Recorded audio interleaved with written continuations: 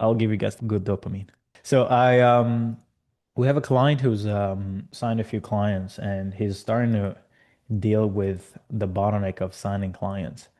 So most people would assume that when you sign your first client is the moment everything becomes fun, but actually that's not what happens. This is what you end up with. So he signed his first few clients, starting to do well. Um, and the there's two type of clients that he ended up with. The first client is the clients who, you finish the scope, you deliver every deliverable, but they don't end up using any of the system that you built for them. Instead, they keep asking for more work. Hey, can you fix this? Can you fix that? Can you fix this? Can you fix that? Can you do this? Can you do that? Right? And because if you're kind of like building and releasing the system into their company, you charged once. So you're not necessarily getting paid for all the fixes and all that good stuff. So it creates an issue. You're like, what the hell? How do I know? Right? It's he says, my gut tells me this is a trap. If they haven't implemented what they already have, nor recorded documenting, their case studies before and after for clients, anything I end up building ends up in the graveyard.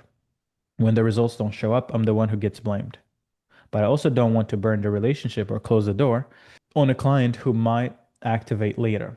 How do you read this situation? That's the type of client you will most likely end up with more clients like this than not. The second type of client is where it's a little different. This is the type of client where they actually love what you built, but because they love what you built, it's probably because they actually understand what the future looks like. So they can see what the next bottleneck is going to look like. And they're like, hey, we should probably start working on this. So let's say you solve the lead gen issue for for a client, and they're like, oh, like these appointments are not showing up. I think we should probably need an AI SDR or we need this other content. Can you please help us solve it? So either the client, you build the system, they don't end up using it, and then they probably try to blame you and try to get you to fix the things, but that won't really solve the bottleneck. It's just that they are not actually managing the system. The second type of client is you are successful, but then they want to get you involved to a point that you feel like you're now becoming their employee. How do you solve this?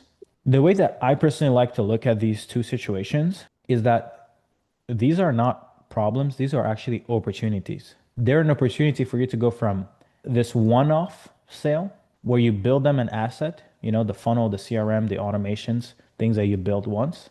And it's an opportunity for you to actually start monetizing recurring or reoccurring activities, things that need to be done forever for the system to keep producing good outputs. Any system that's not given inputs is useless. If you have an ad engine, okay, you have the funnel, you have the VSL, you have the whatever, you have the lead form, you have the initial ads, but you don't create new ads, this system will stop working. Same thing for your clients. So this is how it works. You need to look at the journey of the thing you sell them as there's a build phase, which is phase one. You diagnose what they need, you audit and find bottlenecks, you build a strategy, you build the infrastructure, you launch. Then you go into phase two.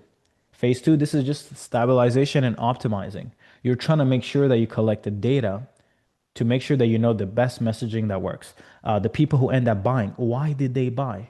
What's the message that resonated, right? So as an example, Devin said something important. He says, hey, when you start talking about the fact that like, hey, you're doubling down on these tech tools, but like, are you actually monetizing them? And that's the thing that resonated with him.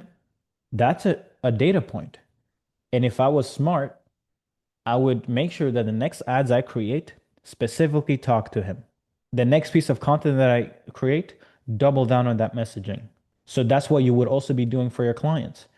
They get leads, they get appointments, and if a good outcome occurs from the system you built, hey, send me the transcripts of the calls you took with the people that booked an appointment and that ended up buying.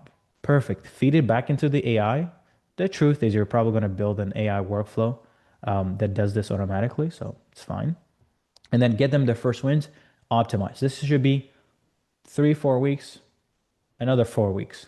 I've realized that it might actually be even better to start selling 8 weeks projects instead of 90 days.